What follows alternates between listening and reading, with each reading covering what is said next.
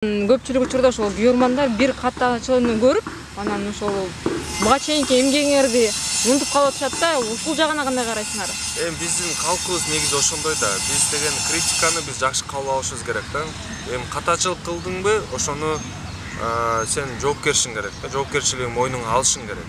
Бирок катачылыкты кылыш үчүн сен мисалы мен дайыма ошентем да, өзүмдөчү бир ката кылып койдумбу, мен башка оюндарга ошону эстеп туруп, унутуп, ошондой нерсени кылбаган кылам да. Көрөрмандар көрүп калганда жанагы Пашка ошол Япония менен же ошо Мьянма менен ушундай мындай оңой голдор кирип кеткен үчүнчү, ошон үчүн эле ушундай негативдүү болуп атпайбы?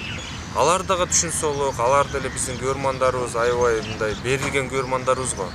Алар деле түшүнсө болот, бирок бул жагынан биз эми профессионалдык өзүбүздүн оюбузду айтсак, биз мындай нейтральныйбыз да. Негизи мен аларга деле мисалы жаман айта албайм, бул жакка деле айта албайм. Негизи балким эми бунун баардыгын унутуш үчүн биз мыкты оюнду көрсөтүшүбүз керек да. Ошентип бара унутуп калышат. Дүйнөдө канча мыкты оюнчулар ката чыгарат, канча, бирок унутулат баардыгы. Жыйынтык болсо баардыгы унутулуп кетет.